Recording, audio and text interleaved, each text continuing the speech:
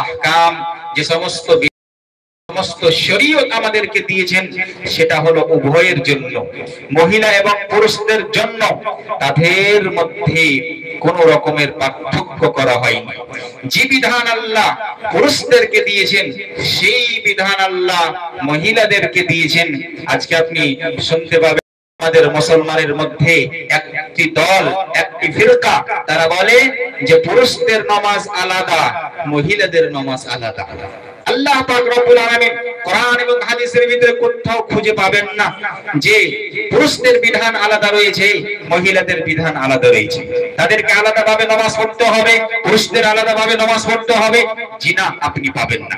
এর মানে হলো যে আল্লাহ পাক রব্বুল আলামিন এই মহিলা এবং পুরুষ দুজনের জন্য, উভয়ের জন্য সমান অধিকার দিয়েছেন, সমান মর্যাদা আল্লাহ পাক রব্বুল আলামিন দিয়ে এই শরীয়তের ভিতরে কোন রকম করা হয়নি। আল্লাহ পাক রব্বুল আলামিন বললেন, বিসমিল্লাহির রহমানির রহিম, মান আমিলা সালিহাম মিন যাকারিন ওয়া উনসা ওয়া হুয়া মুমিনুন ফালানুহইয়ান্নাহু হায়াতান তাইয়্যিবা ওয়ালানাজজিয়ান্নাহুম আজরাহুম বিআহসানি মা কানু ইয়ামালুন। আল্লাহ বললেন, বান্দা, তোমাদের মধ্যে যারা মহিলা হোক কিংবা পুরুষ, মুমিন হয়ে ঈমানে যেই ব্যক্তি, যেই মহিলা নেক আমল করবে, আমি আল্লাহ তাদেরকে সুখময় জীবন দান করব। আমি আল্লাহ সেই ব্যক্তিকে, আমি আল্লাহ সেই মহিলাকে আনন্দময় জীবন দান করব, সুখের জীবন দান করব। ওয়ালানাজজিয়ান্নাহুম আজরাহুম বিআহসানি মা কানু ইয়ামালুন। এবং আমি আল্লাহ সেই মহিলাকে এবং সেই পুরুষকে যারা ঈমানের হালাতে নেক আমল করবে, সৎ কাজ করবে, আমি তাদেরকে তাদের আমলের উত্তম বদলা দেব, আমি আল্লাহ তাদেরকে জান্নাত দেব। এই আয়াতের ভিতরে আল্লাহ পাক রব্বুল আলামিন স্পষ্ট করে দিলেন, পৃথিবীর ভিতরে সে পুরুষ হোক কিংবা মহিলা, যদি ঈমানের হালাতে নেক আমল করতে পারে, ঈমানের হালাতে সৎ কাজ করতে পারে, আল্লাহ বলছেন, বান্দারে, মহিলা পুরুষের ভিতরে কোনো পার্থক্য নেই।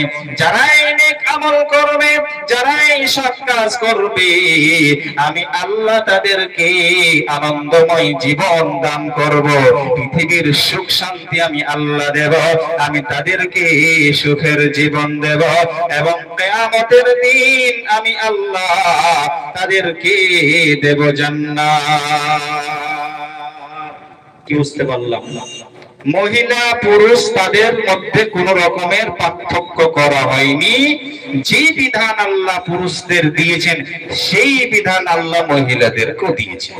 এই আয়াত থেকে আমরা স্পষ্ট বুঝতে পারছি যে আল্লাহ মহিলাদেরকে অধিকার দিয়েছেন, মহিলাদেরকে সম্মানিত করেছেন।